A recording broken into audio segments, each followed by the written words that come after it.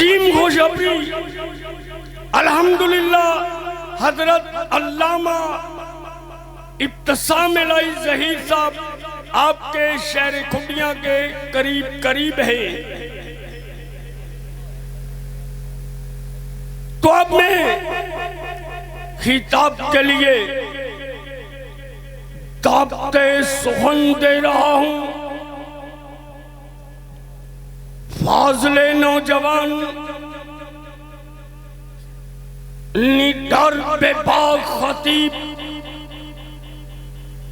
نوجوانوں کے دلوں کی دھڑکن آپ کی جانی پہچانی شخصیت جناب محترم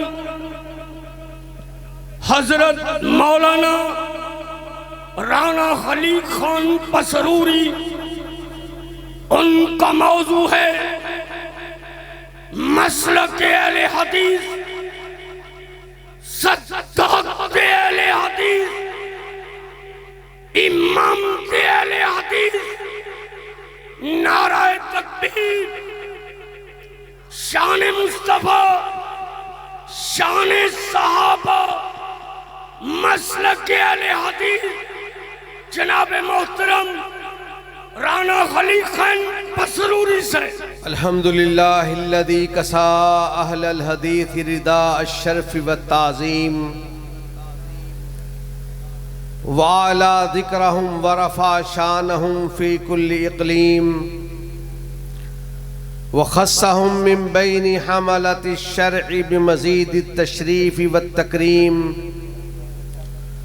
والصلاة والسلام على امام اہل الحدیث سید الابرار وصحابته المہدیین الاخیار وآلہ الطیبین الاطہار کلہم اہل الحدیث من الابرار. اللہم صلی وسلم علی سید البشر والشفیع والمشفع فی المحشر الذی ختمت به النبیین وعلیت درجته فی العلیین ووصفته فی کتابک المبین فقلت له انت اصدق الصادقین واحسن القائلین وما ارسلناک الا رحمتا للعالمین. اما بعد فاعوذ باللہ من الشیطان الرجیم ومن یطع اللہ والرسول فاولئک مع الذین انعم اللہ علیہم من النبیین والصدیقین والشہداء والصالحین وحسن اولئک رفیقا ذالک الفضل من اللہ وکفا باللہ علیما. شرک و بدعت ہے گہری کھائی جس سے ہم ڈراتے ہیں، دور رہو ان رستوں سے جو دوزخ میں لے جاتے ہیں. سچ ہے بھائیو راہ جنت ہم سب کو دکھلاتے ہیں اور قرآن حدیث کی دعوت کو دنیا میں پھیلاتے ہیں. مسلک اہل حدیث میرے لیے تفویض ہوا عنوان، میرا پسندیدہ موضوع. سامعین ذی وقار، 2 سال سے اسی پہ گفتگو کر رہا ہوں اور اتفاق سے 30 سال بھی مجھے یہی حکم ہوا.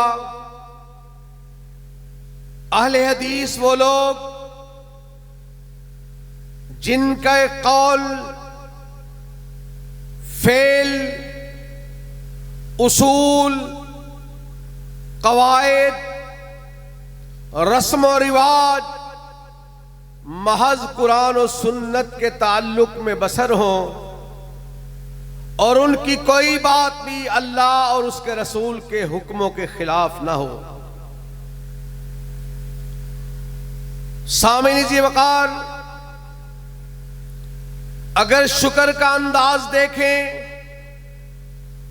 تب بھی اسی بات کی پیروی، صبر کا انداز دیکھیں تب بھی اسی بات کی پیروی، بات کو سمجھتے ہوئے اختصار کے ساتھ سمیٹوں،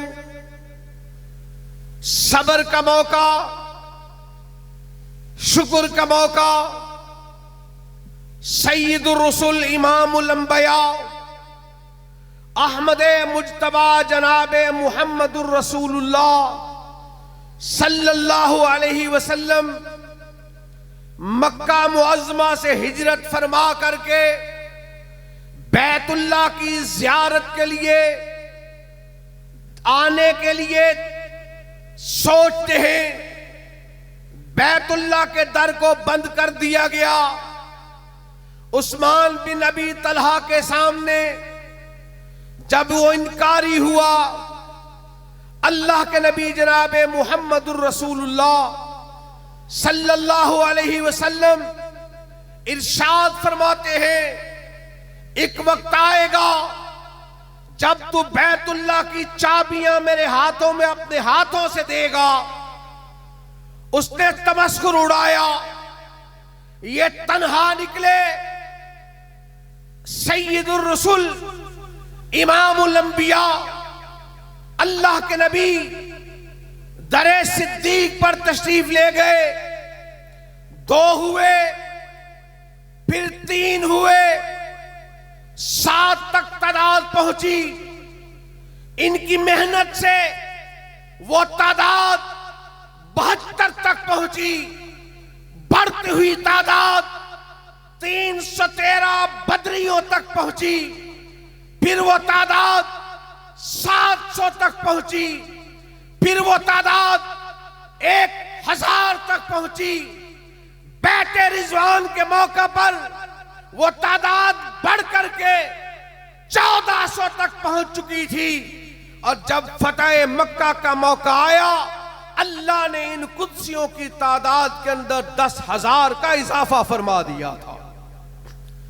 سامعین ذی وقار، 10,000 کے ہاتھوں میں مشعلیں پکڑی ہوئی ایک آقا علیہ السلام کے ساتھی سیدنا قیس ابن سعد رضی اللہ تعالی عنہ ہیں، اور آقا علیہ السلام اپنی اونٹنی کی کوہان پہ اسی کیفیت کے اندر سجدے کے عالم میں آنکھوں سے آنسو روا ہیں، اللہ کا شکر ادا کر رہے ہیں۔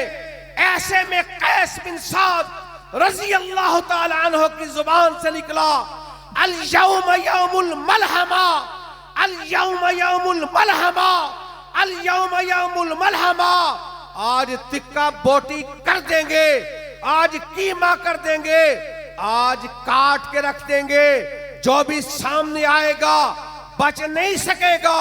کائنات کے امام جناب محمد الرسول اللہ صلی اللہ علیہ وسلم نے اپنے سر کو اٹھایا، ارشاد فرمایا، لا الیوم یوم المرحمہ، الیوم یوم المرحمہ، آج تکہ بوٹی کرنے کا دن نہیں ہے، آج اللہ کی رحمتوں کا دن ہے۔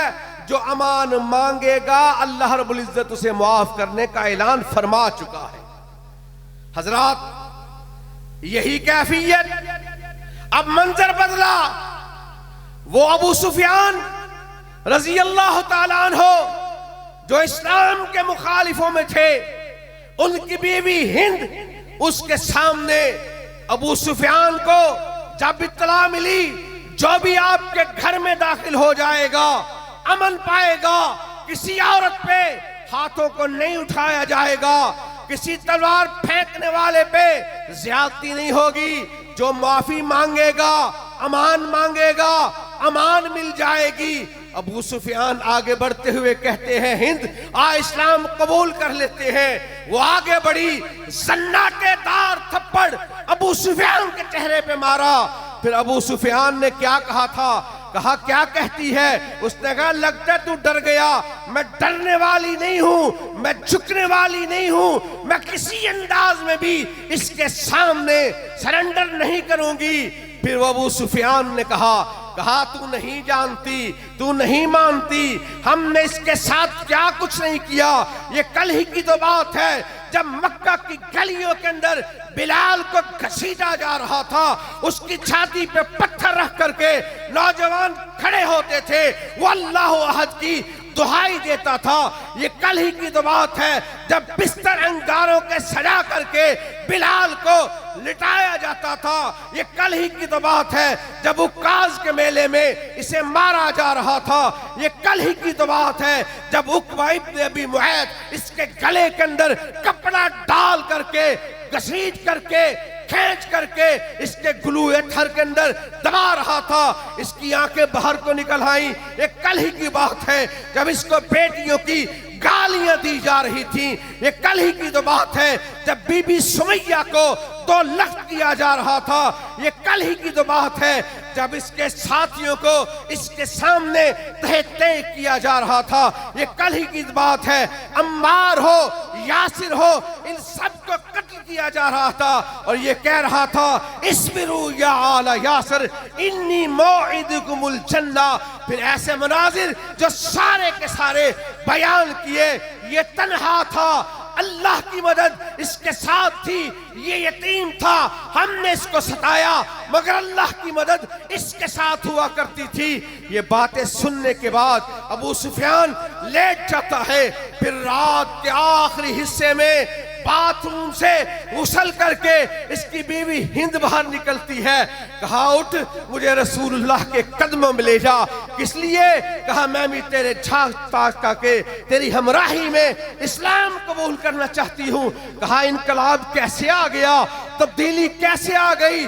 کہا ابو سفیان جب یہ مکہ فتح کر کے اپنی حالتوں میں تھے، میں ان کو دیکھنے کے لیے باہر نکلی، میں نے سوچا شراب کے ڈرم کھلے ہوئے ہوں گے، رقاصائیں رقص کر رہی ہوگی، جشن منایا جا رہا ہوگا۔ میں چھپ چھپ کر کے ان کے جشن کو دیکھنے کے لیے جب میں باہر نکلی، میں نے دیکھا اللہ کے نبی جناب محمد الرسول اللہ صلی اللہ علیہ وسلم اور آپ کے سارے رفقائے کرام یا اللہ کی بارگاہ میں رکوع کر رہے تھے یا رب کی بارگاہ میں سجدے کر رہے تھے۔ یہ انداز تھا جشن کے منانے کا، شکر کے انداز میں۔ اور جہاں تک صبر کی بات ہے، آقا علیہ السلام تشریف فرما تھے، ایسے میں اطلاع ملتی ہے آپ کے بیٹے ابراہیم جن کا نام آپ نے اپنے جد امجد سیدنا ابراہیم علیہ السلام کے نام پہ رکھا تھا، 18 مہینے کے ہیں۔ اطلاع ملتی ہے آپ کے جگر گوشہ کو کیفیت بڑی عجیب ہے، حالت جان کنی کا عالم ہے۔ آقا علیہ السلام مدینہ کے نواح میں بی بی ماریہ قبطیہ رضی اللہ تعالی عنہ کے حجرہ کی طرف تشریف لے جا رہے ہیں۔ ایسے میں بی بی زینب رضی اللہ تعالی عنہ جب رسول اللہ صلی اللہ علیہ وسلم کی بیٹی ہے، اپنے بابا کو کھڑکی کی اور سے آتے ہوئے دیکھا، ضبط کے بندھن ٹوٹ گئے۔ آقا علیہ السلام جیسے ہی گھر کے پاس تشریف لائے، بی بی زینب رضی اللہ تعالی عنہ بے ساختہ زمین پر بیٹھ گئیں۔ میرا بابا آ گیا، مسیحا آ گیا، کرم کی غیروں پر بھی بارش برسانے والا آ گیا۔ آقا علیہ السلام تشریف لاتے ہیں۔ بابا جان میرے بھائی کی کیفیت بڑی عجیب سی ہے۔ آقا علیہ السلام تشریف لاتے ہیں۔ اس حالت میں جناب ابراہیم نے اپنے بابا کو دیکھا۔ آقا علیہ السلام آگے بڑھے، اپنے بیٹے کو اٹھایا، رب کا فیصلہ آ گیا۔ اللہ کے نبی جناب محمد رسول اللہ صلی اللہ علیہ وسلم درخواست کرتے ہیں، اللہ جی اگر آپ اجازت دے دیتے میرا بچہ اپنی ماں کا 2 سال تو دودھ پی لیتا۔ فیصلہ آ گیا، پریشان نہ ہو، 18 مہینے بی بی ماریہ قبطیہ کا دودھ پیا ہے، 6 مہینے کے لیے اللہ رب العزت نے ان کے لیے جنت کی ماں کا اہتمام کر دیا ہے۔ سیدنا ابراہیم جان کنی کے اسی عالم سے باہر نکلتے ہیں، اللہ کا فیصلہ آ گیا، اذا جاء اجلہم لا یستاخرون ساعہ ولا یستقدمون۔ آقا علیہ السلام اپنے بیٹے کو اٹھاتے ہیں، داڑھی بھیگ رہی ہے آنسوں سے، ایک قریب کھڑا ہوا کہتا ہے اللہ کے نبی جی آپ نے تو رونے سے منع فرمایا، فرمایا وہ رحمت کے آنسو جو اللہ نے ہر باپ کے دل میں رکھے ہوتے ہیں، والدین کے دل میں رکھے ہیں۔ ایسے میں ایک صحابی رسول آسمان کے سورج کی طرف اشارہ کرتا ہے اور کہتا ہے اللہ کے نبی جی ابراہیم کی جدائی کا غم آسمانوں کے سورج کو بھی لگا۔ کائنات کے امام نے جیسے ہی یہ سنا ارشاد فرمایا ان الشمس والقمر آیتان من آیات اللہ لا یخسفان لموت احد ولا لحیاتہ۔ یہ سورج و چاند اللہ کی نشانیوں میں سے نشانیاں ہیں، ان کا کسی کی موت و حیات کے ساتھ کوئی تعلق نہیں ہے۔ آقا علیہ السلام نے صبر بھی اس انداز میں کیا کہ وہ جس سے عبادت کا دھوکہ، مخلوق کی وہ تعظیم نہ کر جو خاص خدا کا حصہ ہے، بندوں میں اسے تقسیم نہ کر، اور عالی مقام مومن اپنی خودی مٹانا، در در پہ کرنا سجدے، ہر جا پہ سر جھکانا، مدنی تیرا پیغمبر تو سب سے نیک نامی، عرشی ہو کہ فرشی تیری کرے غلامی، شہرگ سے جو ورے ہے اس رب کو تو بھلائے، سن غیر کے سوالی کیوں غیر کو بلائے، خواجہ مدد کو آؤ یہ کہہ کے تو بلائے، کوڑی کے مول لٹایا توحید کا خزانہ، وہ فخر انبیاء کے کر کے گئے دعائیں، مولا میری قبر کو نہ سجدے کا بنانا، اور سجدہ رواج ہوتا ایک رب کے ماں سوا کو، اصحاب سجدہ کرتے محبوب کبریا کو، پر چشم سب ولی ہے حاجت روا خدا ہے، اس در کے سب سوالی مشکل کشا خدا ہے۔ ہمارا مسلک غیر اللہ کی تعظیم ہو احترام، مگر اس انداز میں کہ جو کچھ تھا تمام مکمل اسے کیا۔ اسی لیے آئے حضور تمام انبیاء کے بعد، اور دنیا میں احترام کے قابل ہیں جتنے لوگ میں سب کو مانتا ہوں مگر مصطفیٰ کے بعد۔ اور حضرات بات ہے مسلک کی، ہمارا تعلق اللہ کے قرآن سے کیسا، نبی کے فرمان سے کیسا؟ توجہ کرنا، غور کرنا۔ ہم کہتے ہیں تو اپنے دل سے الفت غیر کی نہ کھو سکا، اور میں ہو جاؤں غیر کا یہ مجھ سے نہ ہو سکا۔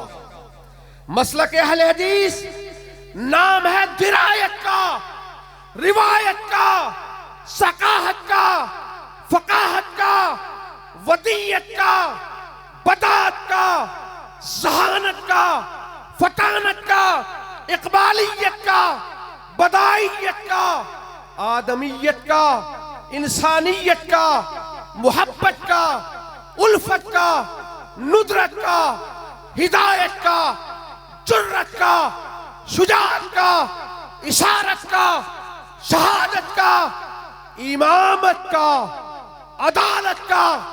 مسلک اہل حدیث نام ہے ابو حنیفہ و شافعی کے اقوال، ابن حنبل و مالک کے احوال، ابن تیمیہ و ابن قیم وغیرہما کا کمال، خاندان ولی اللہ کا جاہ و جلال، اسماعیل شہید کا کردار، علامہ ظہیر کی للکار کا مسلک۔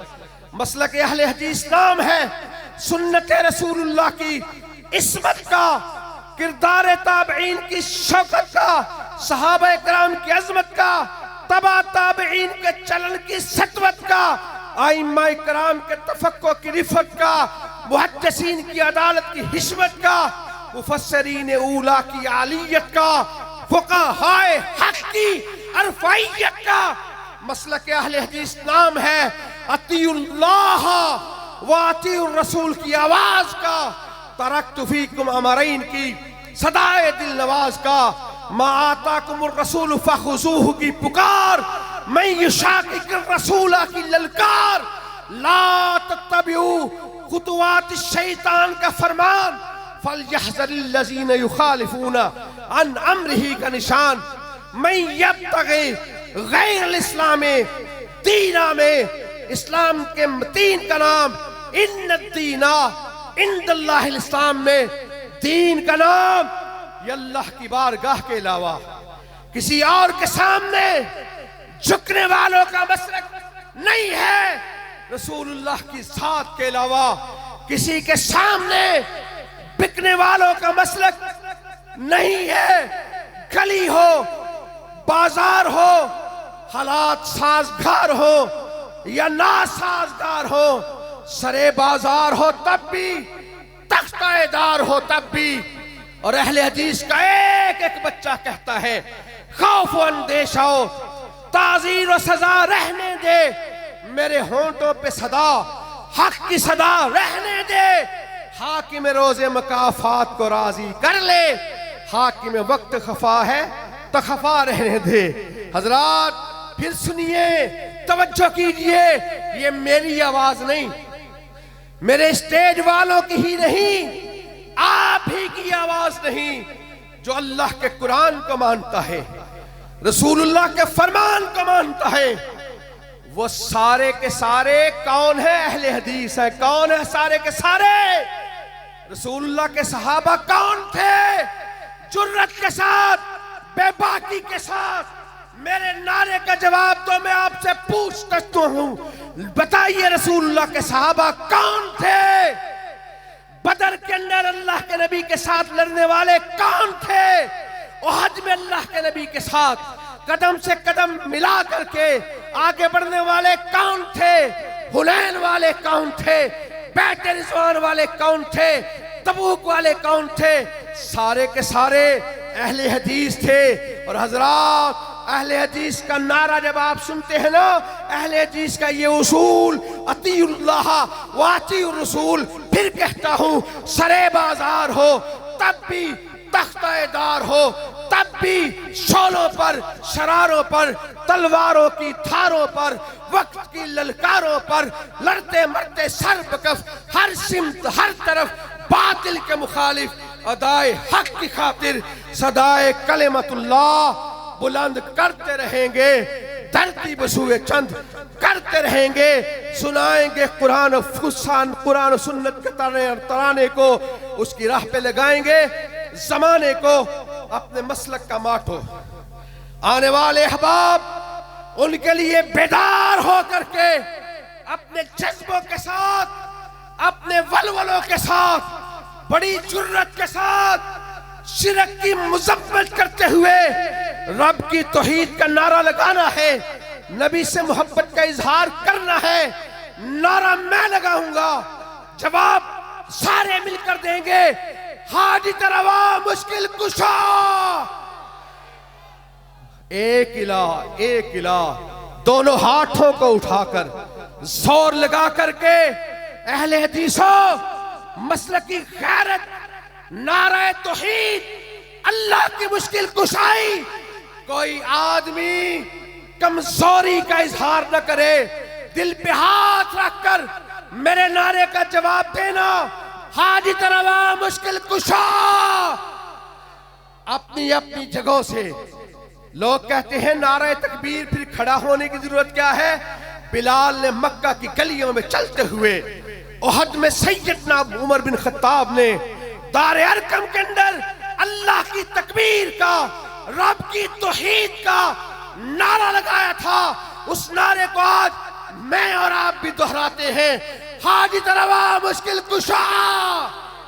اپنی اپنی جگہ پہ کھڑے ہو جاؤ، حاجت روا مشکل کشا۔